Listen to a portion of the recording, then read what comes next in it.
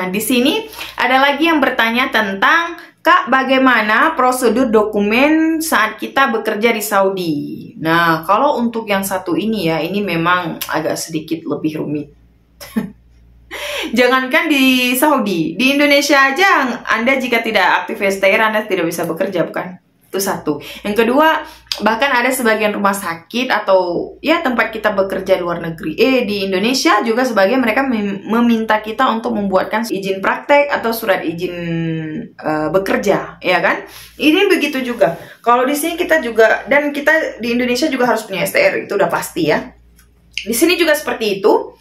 Jadi di sini itu ada dua dalam pengurusannya. Namanya satu data flow, kemudian yang kedua adalah mumaris. Setelah kita buat dua tahap ini, maka kita akan mendapatkan yang namanya Saudi Council.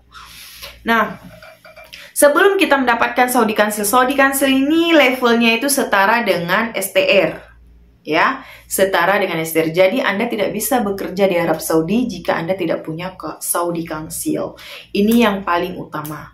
Nah, maka dari itu sebelum Anda berangkat kemari, pastikan terlebih dahulu Anda memiliki STR aktif di setiap profesi Anda. Baik Anda sebagai bidan, ataupun perawat, ataupun Anda teknisi lab, ataupun Anda teknisi X-ray, ya, radiologi, itu terserah.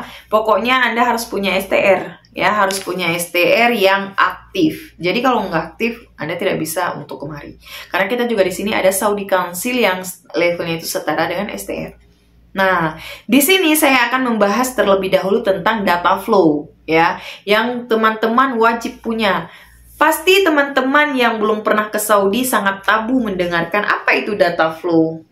Bagaimana itu data flow? Untuk apa itu data flow? Emang ada apa dengan data flow? Nah, di sini kita kupas ya. Apa itu data flow? Data flow merupakan suatu badan layanan yang berfungsi untuk memverifikasi dokumen yang kita miliki agar diketahui itu original atau bukan. Apa saja yang perlu diinput dalam data flow? Nah, yaitu ada STR, Anda harus aktif, itu satu. Yang kedua, ijazah Anda. Oke, ijazah Anda semisal Anda D3, kemudian atau Anda D4, jadi harus dimasukkan ijazahnya dari D3 hingga D4. Kalau Anda ijazah D3, kemudian masuk S1, yang harus dimasukkan ya ijazah D3 hingga S1. Harus dua-dua, tidak. Bukan yang terakhir aja, enggak. Karena kenapa? Karena mereka akan tanya berapa tahun Anda kuliah. Jadi kalau Anda masukkan cuma S1, sedangkan itu lanjutan dari D3, otomatis S1 itu kan cuma 2 tahun ya. Jadi otomatis kok 2 tahun kerja? Masa iya? Harusnya 4 tahun dong, bahkan luar negeri 5 tahun gitu kan. Makanya dimasukkan kedua-duanya.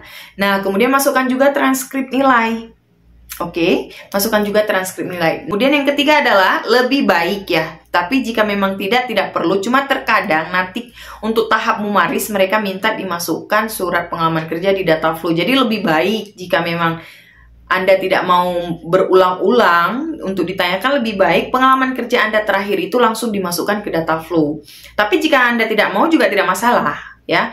Karena dalam pembiayaannya itu berbeda. Kalau yang paketnya isinya ijazah sama STR itu harganya 500 rial, itu kurang lebih sekitar 2 jutaan. Oke, tapi jika mau dimasukkan experience-nya, maka itu akan menjadi 800 real. 800 real itu sekitar 3 jutaan, 3.500.000. Mahal, memang mahal. Namanya aja kita udah keluar negeri ya. Tapi walaupun mahal, Anda tetap masih bisa menabung dari gaji yang Anda peroleh. Oke. Kemudian jika memang Anda tidak mau berulang ya silahkan langsung dimasukkan saja pengalaman kerjanya ke data flow tersebut. Tapi jika memang Anda nggak mau seperti itu karena mungkin belum punya uang, udah biarin aja, siapa tahu nggak diminta, it's okay, nggak masalah juga.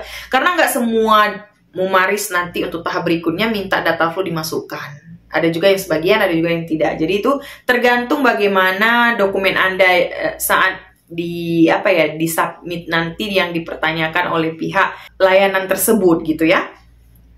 Kemudian paspor itu udah pasti, paspor Anda harus ada, dan kemudian harus ada nomor HP, nomor handphone luar negeri, Arab Saudi. Jadi Anda juga harus punya itu. Jadi semua itu harus disubmit dan dimasukkan untuk pembuatan data flow. Nah, untuk data flow ini sendiri dia makan waktu pembuatannya sekitar 30 hingga 50 hari atau bahkan lebih ya, tergantung dengan kecepatan akses dari pihak yang bersangkutan. Pihak yang mana? Pihak rumah sakit, tempat Anda bekerja atau sesuai dengan pengalaman kerja, dan pihak STR dan juga pihak kampus. Karena kenapa? Semua sertifikat atau dokumen yang kita masukkan ke data flow nanti mereka akan mengirim email ke tempat kita bekerja atau mereka akan mencari kampus yang kita punya dan nanti otomatis di Google dapet dong ada di situ situs emailnya dan lain sebagainya ya kan. Nah, mereka akan mengkonfirmasi pihak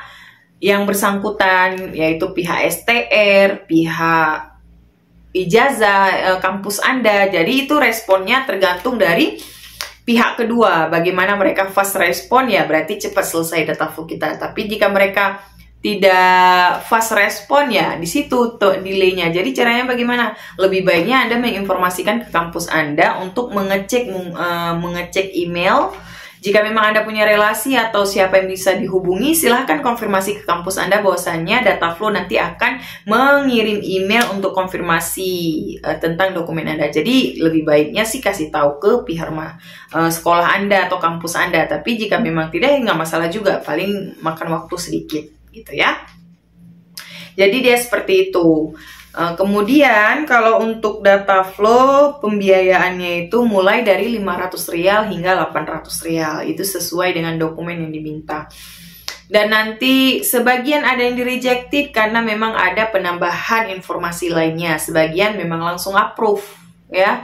Nah, ini merupakan tahap awal. Jadi sejauh mana perlunya data flow? Apakah wajib? Wajib banget. Karena memang ini adalah langkah awal untuk Anda bisa mendapatkan Saudi Council. Sangat banyak sekali tahap-tahapnya dan biaya yang diperlukan. Tapi nggak masalah, karena memang biaya yang Anda dapatkan itu akan terbayarkan dengan gaji yang Anda peroleh. Ya, jadi perlu sekali kan data flow? Yes, of course. Memang sangat perlu sekali, karena itu adalah tahap awal untuk Anda bisa mendapatkan Saudi Council berikutnya. Dan Anda harus membayar, dan itu langsung dibayar dengan menggunakan transferan ya. Tapi ya beruntung untuk Anda yang di rumah sakit swasta, terkadang ini free ya. Ada sebagian rumah sakit memang mereka memfasilitasi untuk membayar tanpa ada potongan dengan syarat 1 kali lulus. Tapi jika memang jika tidak lulus maka itu Anda harus bayar. Tapi ada juga rumah sakit sebagian enggak. Harus Anda sendiri yang memfasilitasi karena itu memang kewajiban dokumen Anda. Jadi itu kembali lagi ke keberuntungan kita bagaimana berikutnya selanjutnya. Oke, semoga bermanfaat. Jika memang ada yang ingin ditanyakan silakan komen di bawah kolom komentar. Bye bye. Assalamualaikum warahmatullahi wabarakatuh.